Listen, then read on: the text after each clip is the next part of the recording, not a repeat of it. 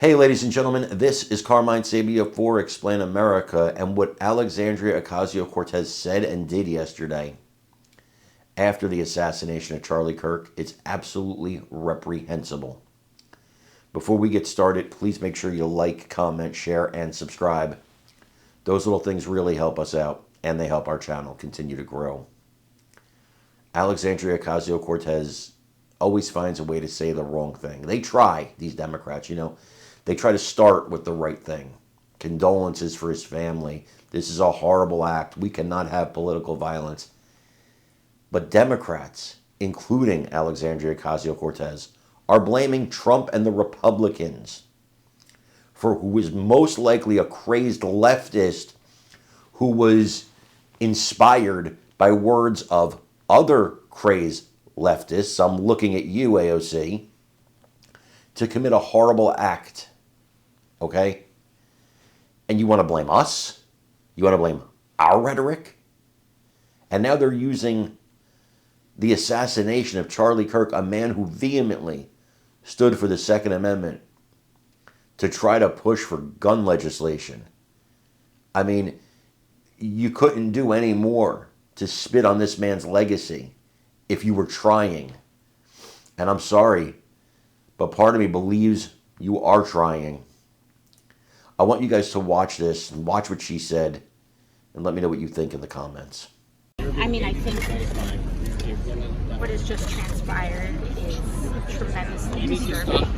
It is the latest evolution, instance of political violence in the United States, and it must end. What message do you have to your fellow lawmakers regarding the political environment? What message do you have to your fellow lawmakers regarding the political environment and the rhetoric that has been put out in the media? Beyond rhetoric, we need to talk about action.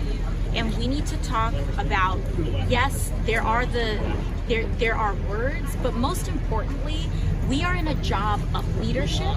We are in a job of action. We are in a role and a position where the American people are looking to us to do something about this. And every single day, people are dying due to gun violence in America, and every single day there are people in this building that continue to vote against doing anything. They vote against universal background checks. They continue to support legislation and also remove any way to block the mentally ill, to block extremists, to block people with histories and records of domestic violence from getting guns in their hands. So are we going to do something about this or not? We have a political assassination that happened at the same time as a school shooting where children are dying. On the same day, a week after a shooting at a Catholic school where children were gunned down while praying. Are we going to do something, or are we going to argue over rhetoric?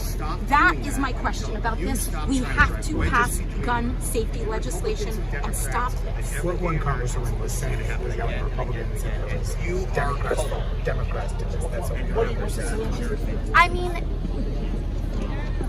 people can finger point all they want. Look at the record. Look at the actions of what we are doing. I don't think a single person who has dedicated their entire career to preventing gun safety legislation from getting passed in this House has any right to blame anybody else but themselves for what is happening. We have to stop this. We can stop this. And why don't we start by acknowledging that basic common sense gun safety legislation is not taking away a gun, is not attacking the Second Amendment, but it is about ensuring the safety of our children, of women, of people across this country, to ensure that guns and firearms do not get in the hands of people who are going to use them against human beings, period. Domestic violence is one of the highest indicators of whether a person is going to kill someone else with a gun or not. There are so many other indicators, and I think it is so deeply important that when a politician tries to blame words for inaction, they need to look at their action and their record. Enough of this. This is horrific. This is awful. And The assassination of Charlie Kirk risks an uncorking of political chaos and violence that we cannot risk in America. We cannot risk it. Congressman, given the political temperature, are you worried about holding events in public now? I think that, of course, it's a natural consequence to see this and to be worried about this. And I think, but what is most important is the fact that we've gotten to this place, and we need to figure out what we can do to ensure that every American can feel safe going to a public event.